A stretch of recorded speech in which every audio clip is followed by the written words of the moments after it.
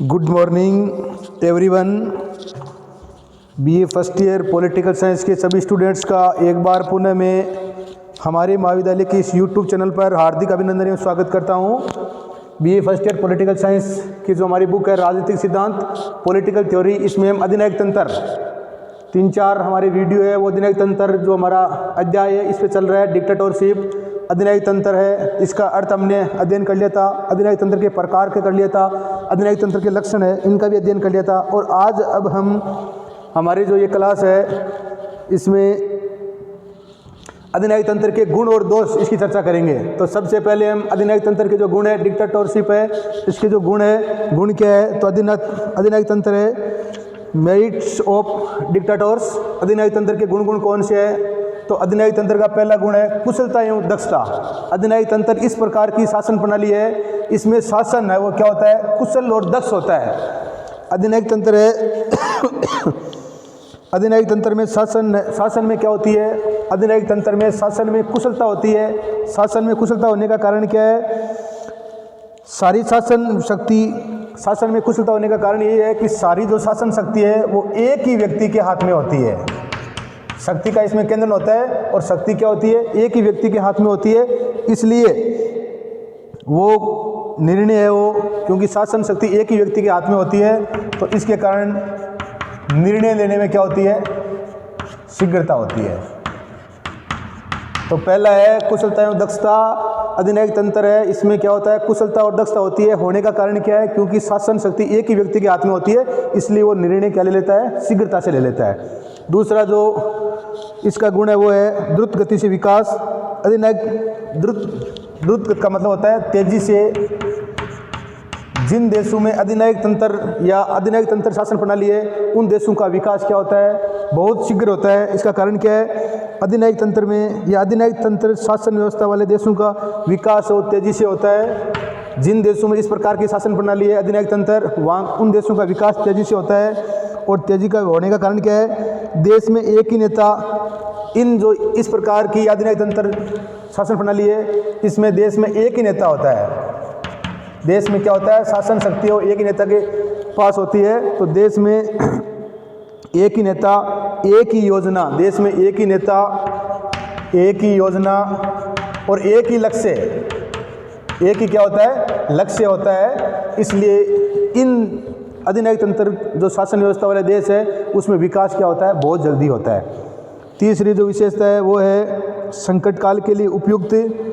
संकट काल के लिए उपयुक्त है अधिनायक तंत्र है। अगर किसी देश के पास संकट काल या संकट की स्थिति उत्पन्न हो जाए तो उसके लिए जितनी भी सारी व्यवस्थाएं हैं उसमें ये सर्वोत्तम व्यवस्था है, सर्वोपरि व्यवस्था है, सबसे उच्च व्यवस्था है ये। इसमें संकट का सामना करने के लिए सभी निर्णय आदेश, इसमें संकट का सामना करने के लिए सभी निर्णय व आदेश एक ही व्यक्ति के द्वारा लिए जाते हैं। इसलिए वो व्यक्ति निर्णय आराम से ले सकता है। व्यक्ति द्वारा दिए जाने के कारण आदेशों की एकता रहती है। आदेशों की एकता, अगर उस व्यक्ति ने या शासक ने निर्णय ले लिया तो फिर क्या करना पड़ेगा? उन आदेशों की एकता रहती है, उन आदेशों का पालन करवाया जाएगा। तो संकट काल के लिए उपयुक्त व्यवस्था है कौन सी? अधिनायक तंत्र। अगला जो है वो है राष्ट्रीय एकता की स्थापना। अधिनायक तंत्र है, इससे क्या होती है? राष्ट्रीय एकता की स्थापना होती है। अधिनायक तंत्र में अन्य शासन प्रणालियों की अपेक्षा राष्ट्रीय एकता है वो बहुत अधिक या अच्छे ढंग से क्या की जा सकती है? प्राप्त की जा सकती है। राष्ट्रीय एकता है वो बहुत ही अच्छे ढंग से प्राप्त की जा सकती है।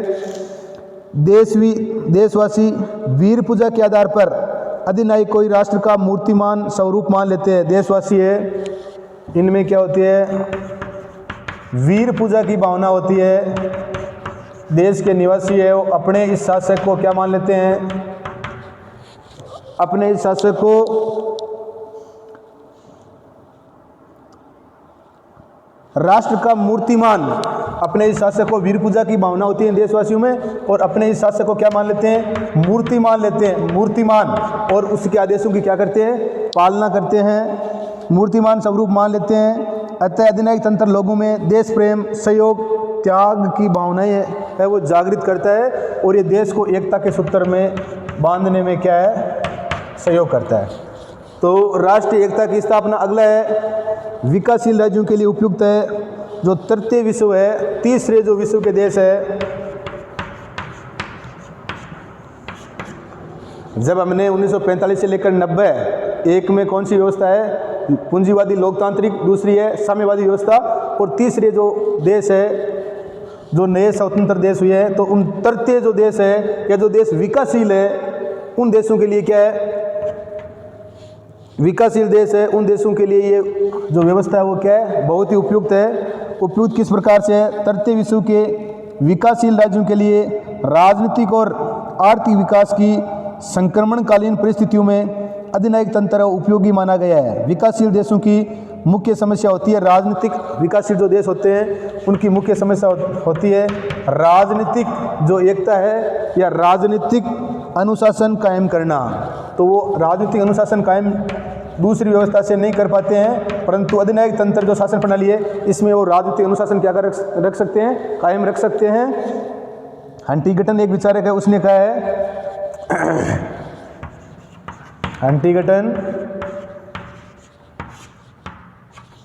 हंटिंगटन ने कहा है विकासशील राष्ट्रों में राजनीतिक सहभाग, शिक्षा आदि की वृद्धि के स्थान पर मूलभूत संस्थानात्मक ढांचे का निर्माण होना चाहिए तथा इसके लिए एक दलीय शासन या सैनिक अधिनायक तंत्र, इसके लिए एक दलीय शासन या सैनिक अधिनायक तंत्र है वो क्या होगा?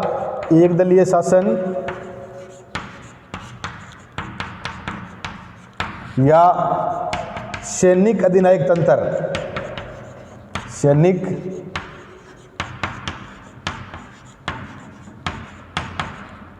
सैनिक अधिनायक तंत्र है वो क्या रहेगा?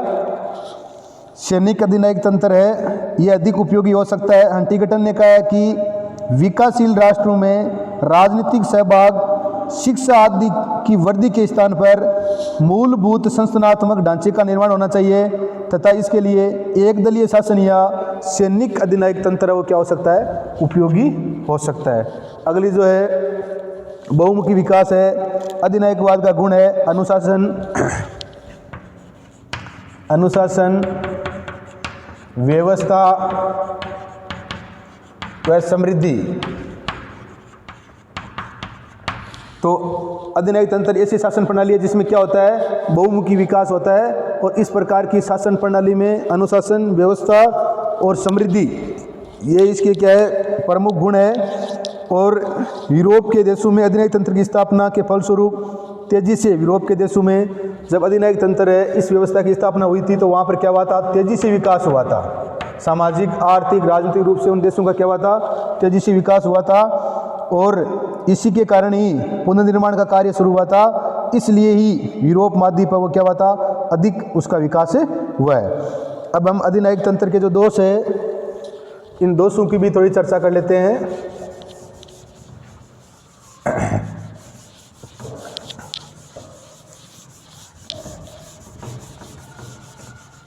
कोई भी किसी भी प्रकार का सिस्टम हो, अगर उसका गुण होते हैं तो उसके दोष भी क्या हो जाते हैं? मिल जाते हैं। अधिनायक तंत्र के जो दोष है, अब दोष तो है ही, अधिनायक तंत्र है इसके दोष है वो कौन कौन से है? Dictatorship of demerits. तो इसमें सबसे पहले है अधिनायक तंत्र में गुणों, अधिनायक तंत्र ऐसी शासन प्रणाली है इसमें गुणों की अपेक्षा किसके अधिक पाए जाते हैं? दोष अधिक पाए जाते हैं। अधिनायक तंत्र है ये अस्तित्व में आया काफ़ी लंबी अवधि तक, अस्तित्व में ये कभी समय या परिस्थिति के अनुसार आया है, ये काफ़ी लंबे समय तक प्रचलन में नहीं रहा है। और इसके दोष है, सबसे पहले है व्यक्तिगत स्वतंत्रता का हनन। अधिनायक तंत्र है इसमें वैयक्तिक जो स्वतंत्रता है इसका हनन। वैयक्तिक स्वतंत्रता का हनन। अधिनायक तंत्र शासन प्रणाली में शासन शक्ति एक ही व्यक्ति के हाथ में होती है, इसलिए वहाँ के नागरिकों को क्या नहीं मिल पाती है? वैयक्तिक जो स्वतंत्रता है वो नहीं मिल पाती है। अधिनायक तंत्र में व्यक्ति है वो क्या बन जाता है? साधन बन जाता है। अधिनायक तंत्र शासन प्रणाली में व्यक्ति क्या बन जाता है? साधन बन जाता है। साधन बन जाता है, और वह राज्य रूपी व्रत मशीन का एक क्या माना जाता है? जो राज्य रूपी व्रत मशीन है उसको क्या मानते हैं? पुर्जा मानते हैं, या उसका क्या मानते हैं? एक अंग मानते हैं। इसलिए उसको किसी प्रकार की स्वतंत्रता नहीं मिलती है। हम इटली का मुसोलिनी, उसने क्या कहा था? सब कुछ राज्य ही है, सब कुछ राज्य के भीतर ही है, राज्य के बाहर कुछ भी नहीं है, राज्य जो आदेश देता है उसका पालन करना चाहिए। जर्मनी का हिटलर है, तो हमने ये पढ़ चुके हैं। तो यहाँ पर व्यक्ति जो स्वतंत्रता उसका हनन होता है। दूसरा है राज्यवाद का समर्थक। दूसरा जो इसका दोष है वो है राज्यवाद का समर्थक। अधिनायक तंत्र है, राज्य को साध्य और व्यक्ति को साधन मानता है। अधिनायक तंत्र है, ये राज्य को क्या मानता है? साध्य। साध्य का मतलब होता है राज्य इसका लक्ष्य होता है और व्यक्ति उस लक्ष्य को प्राप्त करने वाला मात्र क्या है? साधन है। इसका सर्वोच्च लक्ष्य क्या है? राज्य है। तो राज्य की व्यवस्था है वो बनी रहनी चाहिए, चाहे किसी भी प्रकार हो, उसमें चाहे व्यक्ति को कोई अधिकार मिले या न मिले। अधिनायक तंत्र राज्य को साध्य और व्यक्ति को साधन मानता है। व्यक्ति अधिनायकवादी राज्य में, अधिनायकवादी जो राज्य है इसमें व्यक्ति क्या हो जाता है? दास तुल्य, दास गुलाम जैसी व्यक्ति की क्या हो जाती है? हालत हो जाती है, क्योंकि राज्य क्या होता है? सर्वोच्च है। मैं आपको बता ही चुका हूँ, मुसोलिनी ने कहा ही था सब कुछ राज्य है, राज्य के भीतर ही सब कुछ है, राज्य के बाहर कुछ भी नहीं है। तो बात यहाँ पर यही है, व्यक्ति की जो स्थिति है वो दास की भांति या गुलाम की भांति हो जाती है।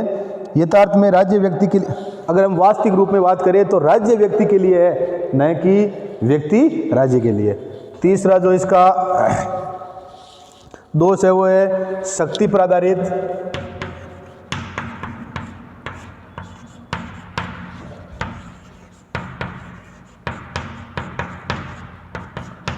शक्ति पर आधारित। तीसरा इसमें अधिनायक तंत्र की आधारशिला क्या है? अधिनायक तंत्र है, इसकी आधारशिला व्यक्ति है।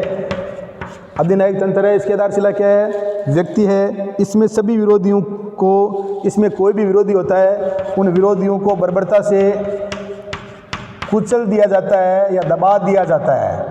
कुचल दिया जाता है, दबा दिया जाता है। अगर कोई भी विरोधी है तो उसको क्या कर देंगे? वो बर्बरता से उसको कुचल देंगे, उसको दबा देंगे, उसका दमन कर देंगे। तो अभी अधिनायक तंत्र है, इस प्रकार की शासन प्रणाली है। ये किस पर आधारित है? शक्ति पर आधारित है। और इसमें अपने विरोधियों को बर्बरता के साथ दबा दिया जाता है, उनका उन्मूलन कर देते हैं। इसमें हमेशा दमनकारी एवं हिंसात्मक, अधिनायक तंत्र में हमेशा दमनकारी और हिंसात्मक जो साधन है उसका क्या किया जाता है? प्रयोग किया जाता है। जैसे अभी आप वर्तमान में उत्तरी कोरिया है, उसकी शासन प्रणाली देख लो। उत्तरी कोरिया का जो किंग जोंग किंग है, अगर कोई उसी को दबाएगा तो उसको क्या कर दिया जाएगा? उसको कुचल दिया जाएगा। चौथा जो इसका दोष है वो है अस्थायी शासन। लंबे समय तक इस प्रकार की शासन प्रणाली नहीं चल सकती, ये तो कुछ समय या परिस्थिति विशेष में ही क्या हो सकती है? चल सकती है।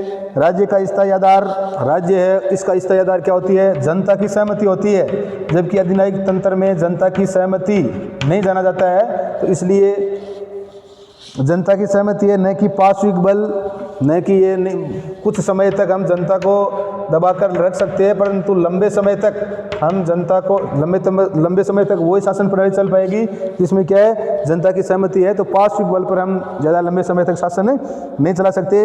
इसलिए इस प्रकार की जो शासन तंत्र में अधिनायक स्थिति सदा अनिश्चित रहती है और उसे सदा विद्रोह का डर रहता है। और अचानक ही अगर उसकी मृत्यु हो जाती है या जन विद्रोह हो जाता है तो उस समय क्या हो जाता है? सत्ता का वास्तविक हकदार कौन होगा, इसका निर्णय करने क्या हो जाता है?